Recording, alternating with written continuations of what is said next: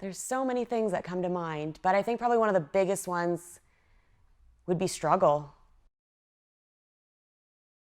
From an outsider's perspective, it probably feels like, yeah, like the things you hear a lot, you ate too much sugar, or you did something wrong, it's self-inflicted, or you caused this. I would say some form of handicap. Oh, that's no big deal? Yeah. You ate too much sugar. That they might catch it? They've had too much sugar, definitely.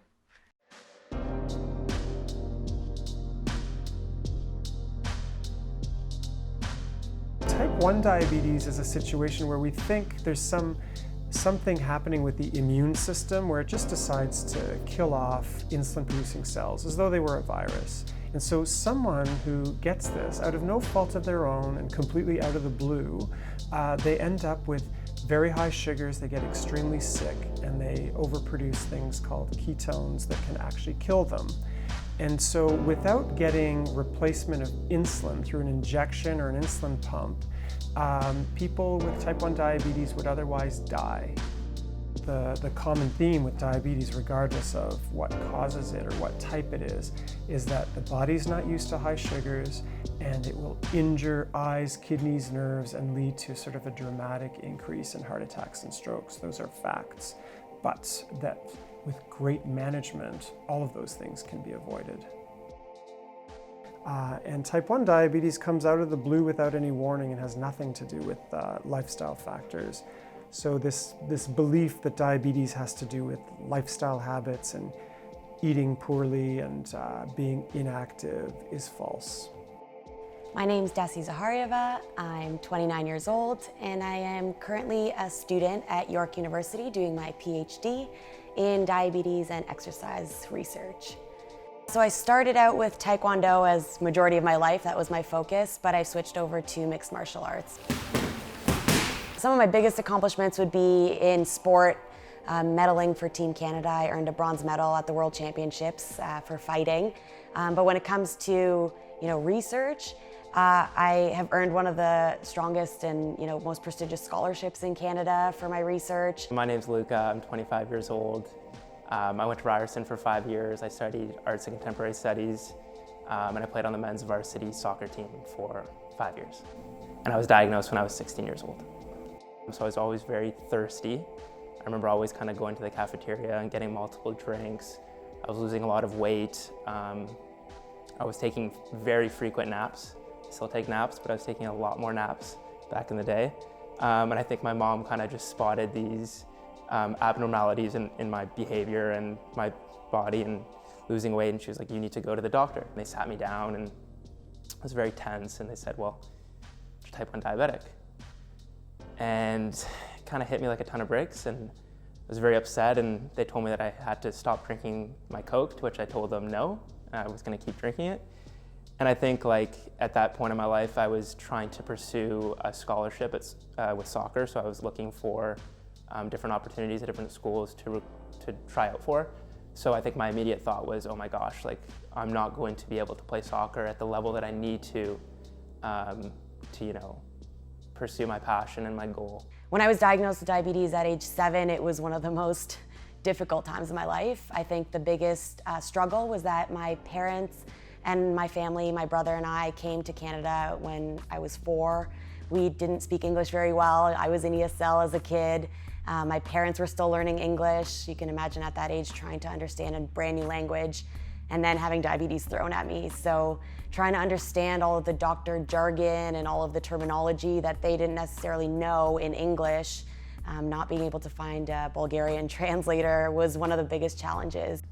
My name is Chris Jarvis. I am the president of I Challenge Diabetes, and I've been diagnosed with type 1 diabetes for 24 years.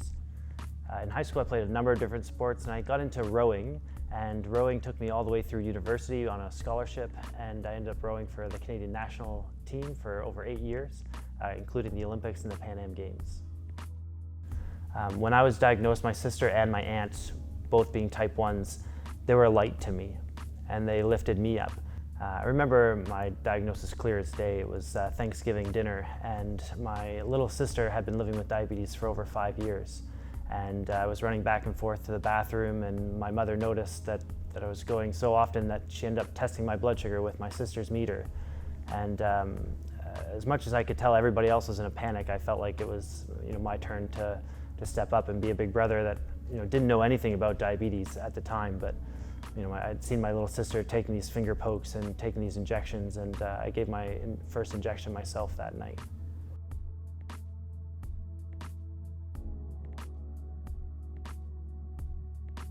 I'm Sienna. I was 3 when I was diagnosed. I'm Sierra Friesen, and I was 6 when I was diagnosed. I think it's amazing having another sibling with type 1 because you can help them, and when there's no one else there, you can still be there for them. It's kind of cool because you can actually look up to her to see what she does. It's a lot of fun being the middle child because you can relate to both the older and the younger sibling, and it's like you're kind of the winning vote to every fight. It's kind of actually cool to have like a sister in the middle because we always like, you're gonna be next, you're gonna get it soon. Hi, I'm Ron Friesen, and this is my wife Melanie, and we are the father and mother of Sierra, Sienna, and Savannah. It's tough to raise 3 children, 3 girls, 2 teenagers already, and then add diabetes into the mix, and it's a whole new ballgame. We don't sleep a lot. Your body's on 24/7 stress, doesn't know how to relax anymore, especially when they play sports like they do. I find they grew closer together. They helped each other out every day, all day long. School time, playtime, all day long. They have each other's back constantly in this house. We're very much a team family. Everything is done on a team. And I think it's drawn the 3 of them closer, but also the 5 of us close. I remember my biggest shock was when I went down to university, and I had just come from winning 2 Canadian gold medals in high school. And as a freshman starting on campus, I talked to my rowing coach, and I asked him just to store a couple of juice boxes for me so I could have backups to treat my lows. And he was in shock that I had diabetes and asked if I was deserving of the scholarship that I had earned.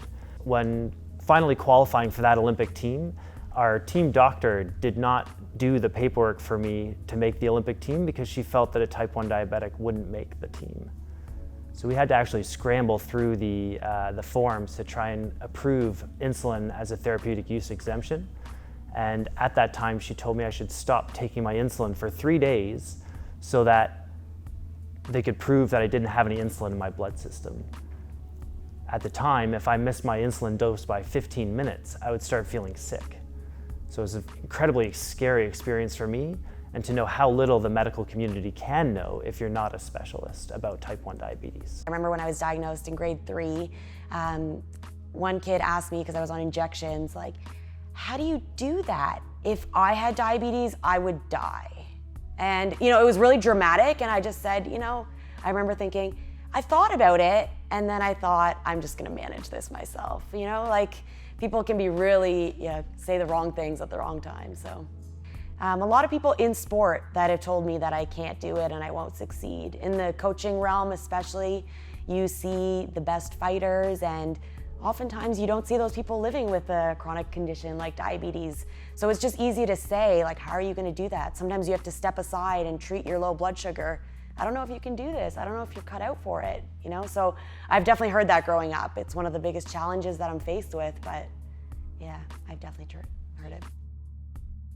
I think the most absurd thing that someone said to me in regards to diabetes is it's just a lack of education, and it's tough not let it get to you.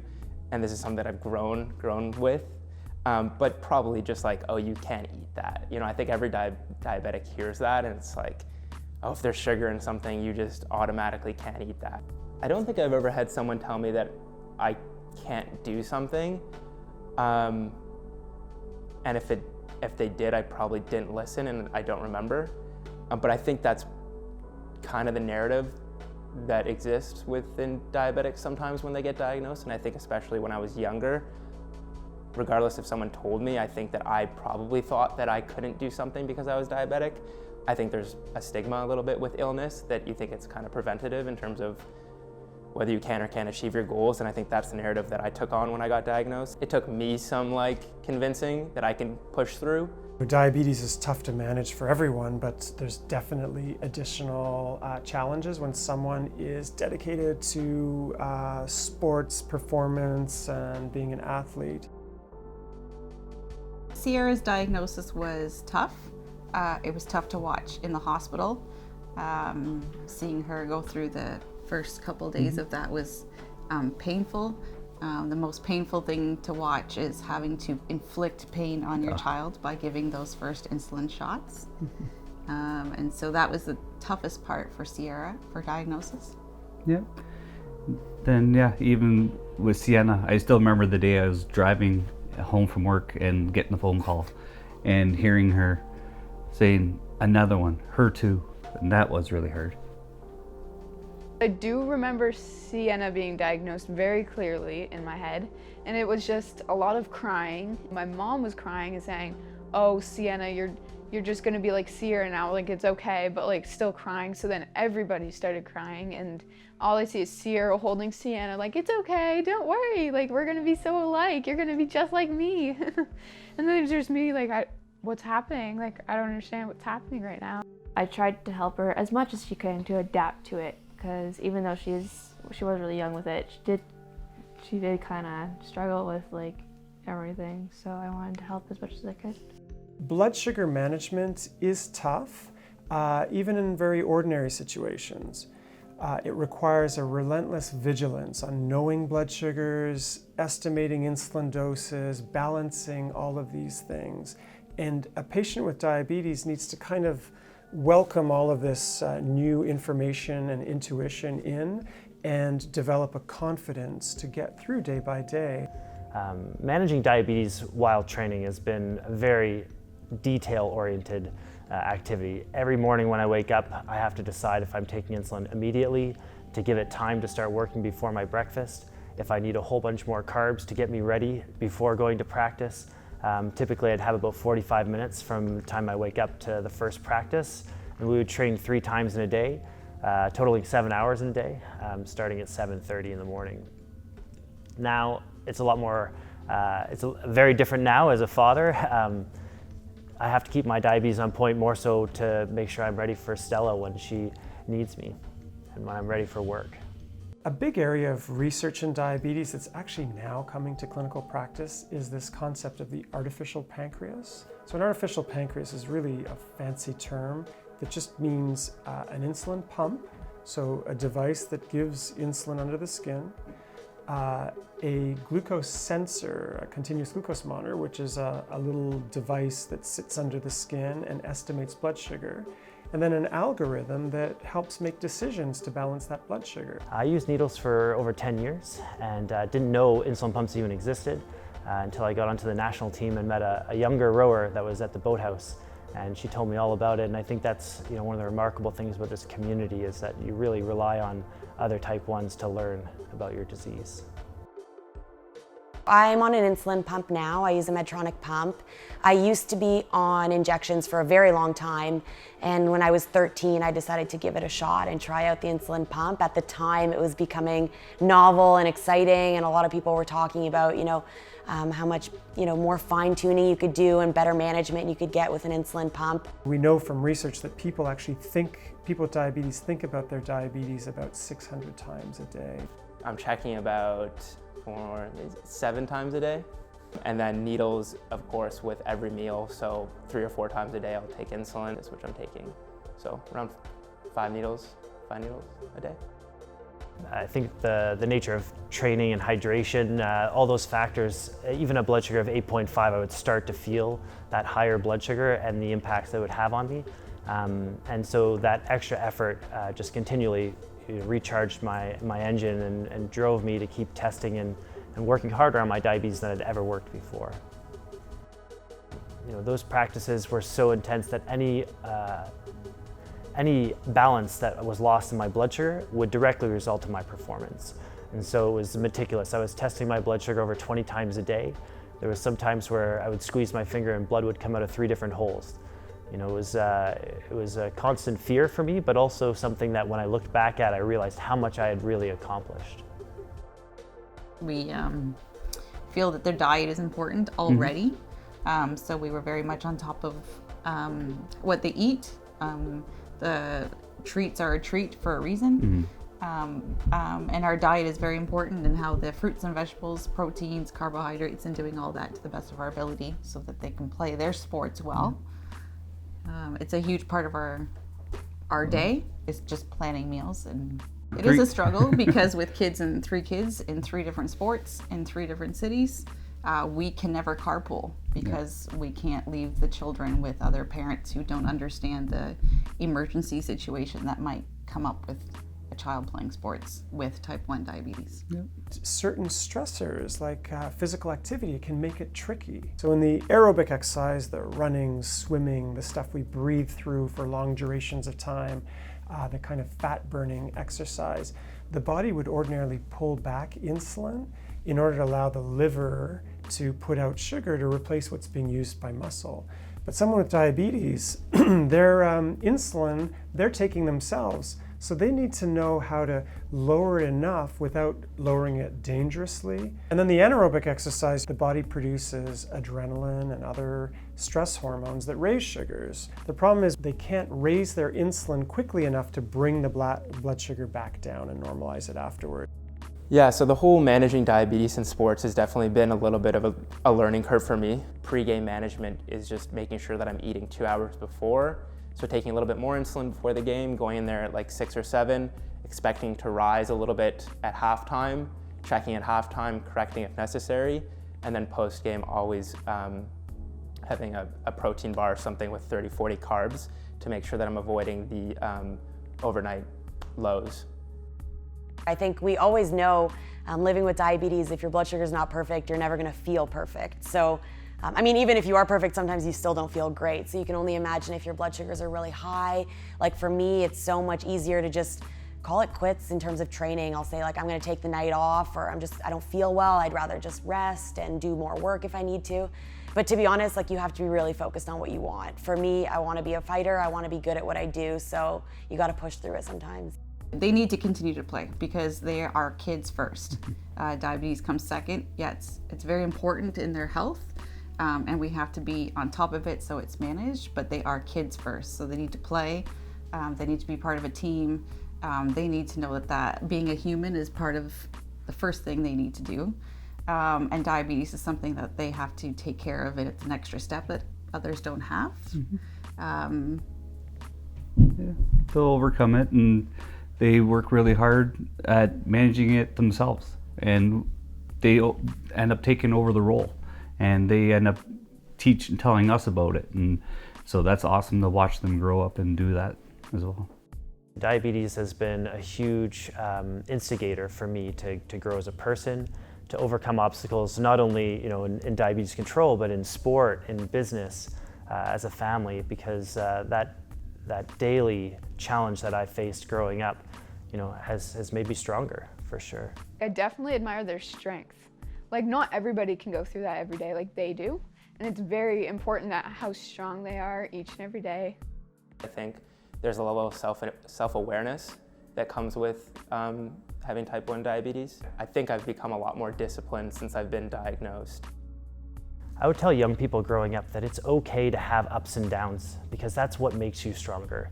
When you look at an Olympic athlete or maybe your favorite TV star, they're gonna have moments that push them to their limits.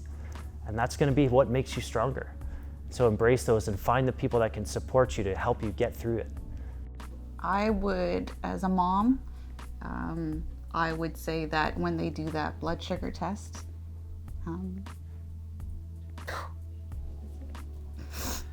the number that comes up on the meter doesn't mean you've been good or you're bad.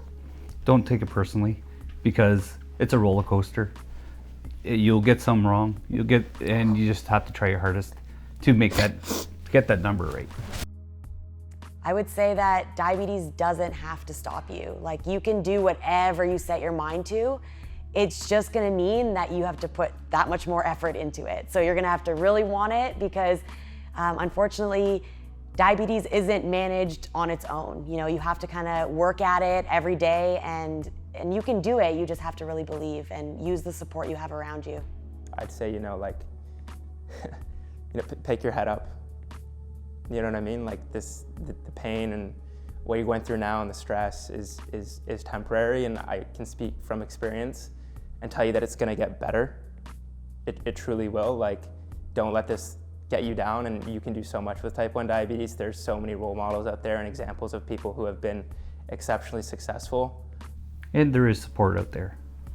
And there's other families that are willing to be there for you, just because when you're first diagnosed, you feel like you're alone. Once a year, we try to do a family camp that some people help us out with as well. And we bring as many diabetic families together because it is a family disease that it affects everybody in the whole family. So we bring all the siblings and everything, and we go have a fishing and camping trip. So that's really cool. And then we try to keep involved with all the I Challenge Diabetes events. I started I Challenge Diabetes because I felt pretty lost, and growing up with a type 1 sister who was incredibly smart, gifted, but we didn't know how to talk to each other about it. We didn't know how to work as a team. And so that's why I started I Challenge Diabetes, is to create this team like I had on my rowing team that would know more about diabetes and how to engage with it, how to get past these obstacles. And we share so much. You know, sometimes we don't even realize what we're doing, but we're sharing this insight that we've lived with. And so that's the whole goal of the organization, is to lift each other up and to empower each other. Chris Jarvis is an amazing role model for me. He had this program, I Challenge Diabetes, which I think very much aligned with what I stood for, right? He was taking kids, he was getting them out of their comfort zone a little bit and challenging them. The kids just love him, and they love doing this, like the events and rock climbing and all that cool stuff. I consider myself to be really, really lucky that over a decade ago I met Chris Jarvis as a national athlete and competing in the Olympics, and he just really needed someone that he could have help him with his diabetes, give advice. It's through him that I've learned so much of so many of the issues around managing diabetes and exercise. So I'm extremely grateful for that. I consider him to be a patient, but I also consider him to be a friend and a mentor. He's taught me so much. I've been a big part of I Challenge Diabetes for many years. Chris and I met way back in my first year of university, and I've been helping at events ever since. To just be able to do these events and show people that it's possible to kind of push your limits with diabetes and be active. We feed off of each other. We learn what kind of strategies can work for one person. They might not work for the next person. And these are the kind of things that have made me want to also do research and kind of back up all of the things that people talk about with diabetes. Someone with type 1 diabetes, to me, looks like someone who has a lot of pride and who deserves to feel proud of their accomplishments. I would say thank you to my parents for always being there to help me get ready for when I'm by myself. I would say you guys are awesome because they always help me. I wouldn't change a thing. And they're stronger than they know. No matter what, they are undefeated in every way. But definitely, it's a lot to show that they can do it. Like you can't sit at home and be like, oh well, nobody expects me to do it, so I might as well not do it. But to go out and show, I am type 1, but guess what? I'm still gonna go and I'm still gonna play for these hockey teams. I'm still gonna play for these soccer teams. It doesn't matter. It's just an obstacle that I have to overcome. When people hear diabetes, I want them to think about strength, resilience, Compassion. What I hear is opportunity. I hear strength. They can do anything they want to do, and if anything they put their mind to, they can do it. Possibilities, resilience. We are unstoppable.